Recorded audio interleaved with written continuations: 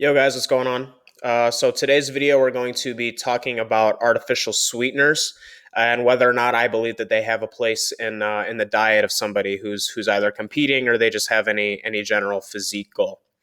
So first things first, this isn't going to be a very long video because to be honest, I don't think this video needs to be very long. This is pretty straightforward and it's backed by a lot of research. But we're going to start this off by looking at the artificial sweeteners themselves at face value. Do they have any caloric value? Technically, yes, they do have caloric value, but that caloric value is extremely low. So, for example, artificial sweetener like erythritol it's either like zero point 0.1 or zero point 0.3 calories per gram. So you would need to take like 10 packets of Truvia in order to get 1 calorie. So while technically there is caloric value, I think that caloric value is extremely minuscule, and I don't think that it has any impact whatsoever on our diet unless we're taking in like just an absolutely absurd amount of these artificial sweeteners a day. Okay. Do they cause the pancreas to secrete insulin? Because some people are going to say, even though they're not sugar, the sweet taste will trick your body into thinking that you are getting sugar, and it will cause your pancreas to secrete insulin, which will make fat burning difficult in the presence of insulin. Research seems to prove that they do not.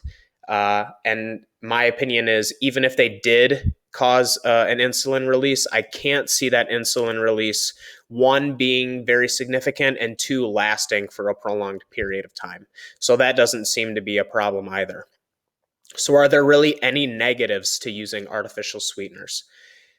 Dr. Rhonda Patrick seems to believe, as someone who has a lot of research on health in general, but specifically the gut microbiome.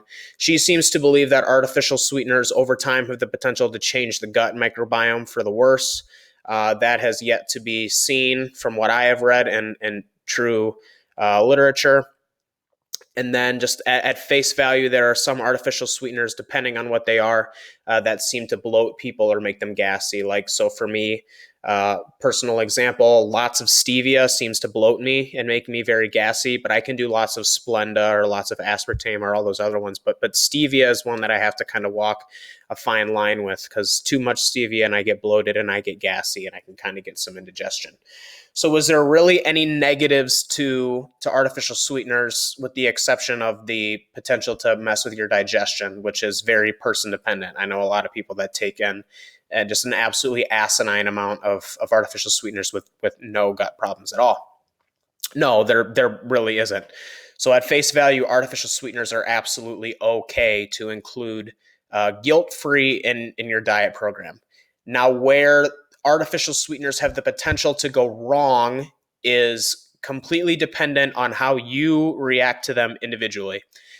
So, for example, there are some people that by consuming lots of things that are high in artificial sweeteners. So, for example, diet soda is one that I know a lot of people struggle with, and it's one that I have struggled with before in the past. By consuming lots of diet soda, the constant introduction of the sweet taste in their mouth makes them crave sweet foods even more. So I have noticed for myself that if I go a very long time without having diet soda, I never crave anything sweet. I never crave diet soda. I never crave cookies, candy, any of those sweet things. But as soon as I start making diet soda a part of my daily routine, I get cravings for a lot of sweet things, specifically more diet soda, but obviously specifically things that I should not be eating, sweets and cookies and all of that shit. So if you are someone who is constantly drinking diet soda or constantly consuming like sugar-free jellos or sugar-free popsicles or all those kinds of things, they have like 5 calories per serving, just extremely low. So it's not the caloric value of them that seems to be a problem. But if you're someone who drinks a diet soda and then the sweet taste in your mouth triggers you to go and eat some cookies or some pizza, which then throws off your caloric intake for your diet plan, now that's a problem. So that's something that you have to be very aware of with yourself, and if you're a coach, that's something you need to be very aware of with your clients. This is one specifically that I have had a problem with diet soda in the past, and I think anyone who's been in a really aggressive diet for some point can probably attest to drinking like an absolutely asinine amount of diet soda during the duration of that diet. And I think while that may not have many negative side effects during the course of the diet, where this really becomes a problem is post diet. So what you're trying to do during that diet phase with the diet soda is you're trying to give yourself something sweet and trying to give yourself something enjoyable, which I believe over the course of the diet just enhances your food focus and it makes your cravings higher than they need to be.